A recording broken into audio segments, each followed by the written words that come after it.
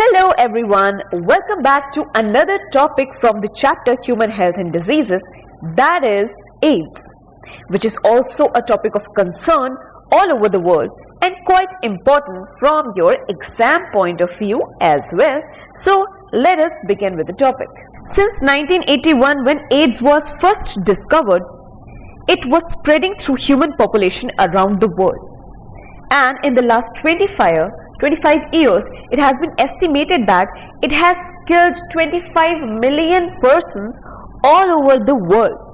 So, AIDS stands for the Acquired Immunodeficiency Syndrome, and as the name suggests, it means the deficiency of an immune system which is acquired during a lifetime of an individual, and it is not a congenital disease. AIDS is caused by human immunodeficiency virus, or known as the HIV, belonging to a group of virus known as the retrovirus.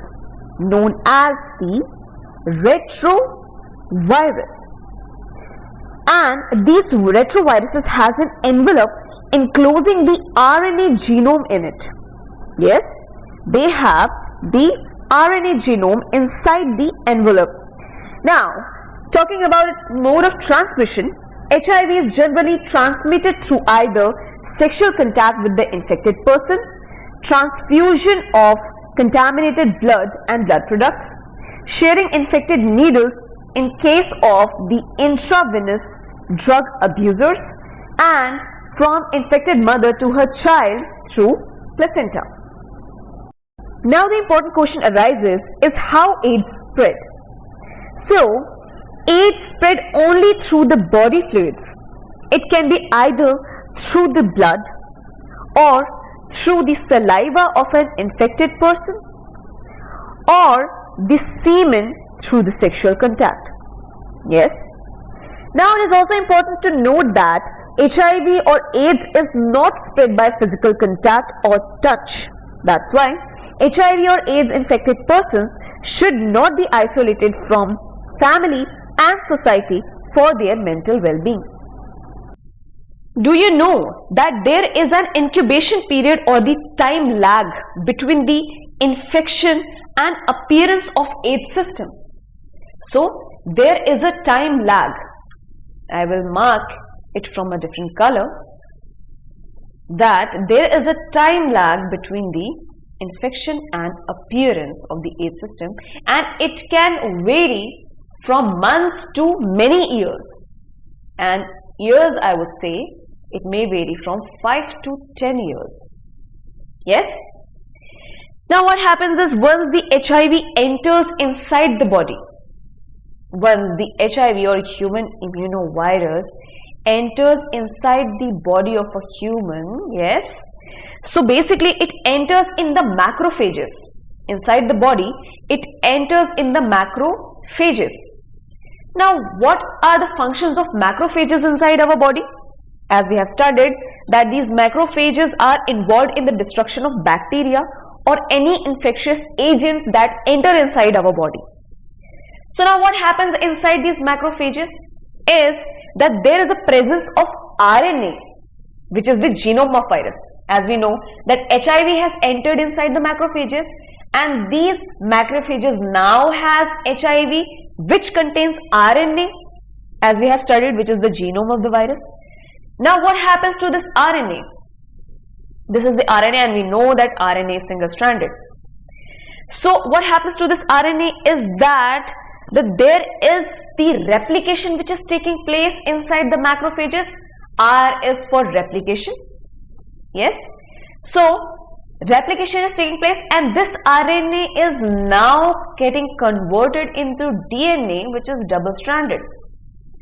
And out of these two strands, one strand is infected with HIV. We are clear till now? And how this transcription is taking place? It is taking place in the presence of the enzyme which is known as the reverse transcriptase. Yes, reverse transcriptase. Now it is very important for you to remember this enzyme because it can come in any form of questions in your paper. Yes, So it happens in the presence of reverse transcriptase. Now what happens is, since this DNA is formed, now this DNA will take up the host DNA, means the DNA of a person, the person who got just infected because of HIV. Means this viral DNA now is getting mixed with the host DNA again by the process of transcription. Yes. So because of which all of this is happening inside the macrophage. Yes, it is taking place in the macrophages. So for this reason, the macrophages are called as the HIV factory, because these macrophages are releasing various viral particles from them. Yes, and which is infecting the whole body, the whole immune system of our body. Now at the same time, what is happening is, it is the HIV viruses infecting the T lymphocyte cells as well. T lymphocyte cell. Now what are the functions of T lymphocytes inside our body? Now these T lymphocytes are also helping in fighting various infectious agents that is entering inside our body. Yes. So after getting infected with HIV, these T lymphocytes are also producing progeny viruses. Means more number of viruses are being produced inside our body. Yes, progeny viruses are being produced, and these are now attacking other helper T cells. They attack other helper T cells. Why do we call them as helper T cells? Because they help in fighting the infectious agents. Now, this repeated attack which is taking place, this whole process which is taking place, it is now resulting in the decrease of number of helper T cells inside our immune system, which results in reduced production of antibodies. Yes, reduced production of antibodies. Antibodies here are reduced. And we know that what antibodies does in our body, that they fight the other bacteria or infectious agent. Since the number of antibodies are reduced in the body, now it leads to the weakening of our immune system. Since the immune system is now weakened of a person, of an infected person, then it may result, the person may suffer from the diarrhea, fever and weight loss. Alright, there's one more thing. The immunity of that person weakens so much that they are vulnerable and they get infected with the bacteria, like the infections which is taking place inside a person. I will write down it with a different color now, that they get infected basically with the bacteria, even the smallest bacteria such as the mycobacterium, yes, and they get infected with various kind of viruses apart from HIV, various kind of fungi. What else? They also get infected with parasites like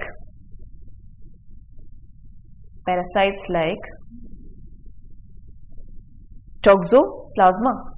Yes, toxoplasma. So the immunity of that person weakens so much that they are vulnerable and get infected with the bacteria like mycobacterium, viruses, fungi, parasites and toxoplasma. So if the immune system would not have been infected by HIV, so this person, the body of this person could have easily fought with such kind of diseases. Yes, so it is because of the HIV that the person's immune system is weakening so much that person is not dying because of the HIV, but because of the various kinds of infection and diseases from which that person is suffering from. AIDS is diagnosed by widely used test that is called as ELISA. Now here ELISA stands for the enzyme linked immunosorbent assay. So this is the name of the test that is used to diagnose the AIDS. Now the treatment of AIDS is also done with the help of antiretroviral drug, but the use of these antiretroviral drugs are only partially effective, and these antiretroviral drugs can only prolong the life of a person, the patient who is suffering from HIV virus, but cannot prevent death, which is inevitable in case of HIV infection. As we have seen that AIDS transmits with poor monitoring in case of blood transfusion infected with HIV, or newborns from infected mother, or we have also seen that in case of a person having multiple sexual partners. So the only excuse here is ignorance, when you ignore such small things and you do not look after it. So it is rightly said that don't die of ignorance. It is rightly said that don't die of ignorance. Means if you ignore such factors, a person may get infected with such kind of dangerous diseases, eventually leading to the death. So in our country, WHO or National AIDS Control Organization, also known as NACO, and other NGOs are doing a lot to educate people about AIDS. So they have started a program to prevent the spread of HIV infection. So starting with, as we know that AIDS do not have any cure, so in this case prevention is the best option by making blood banks safe from HIV, practicing use of only disposable needles and syringes in public and private hospitals, free distribution of condoms, controlling drug abuse in our country, and advocating safe sexual intercourse to the people, and also by doing regular checkups of HIV in the susceptible population. HIV or having AIDS is something that should not be hidden from anyone, should not be hidden from anyone, as it may spread to many other people. While keeping everything that we have studied in the mind, HIV or AIDS infected people should not be shunned by the society, but they need help and sympathy. Also, for tackling the diseases like AIDS, the society and medical fraternity should act together in a better way, so that all these people who are aware of the disease or not aware of the disease can know about, can be aware or learn about this kind of disease and fight together, keeping the infected people's physical and mental well-being in their minds. So yes, this was all about AIDS. Hope you understood the topic well, and stay tuned for more amazing content. Thank you.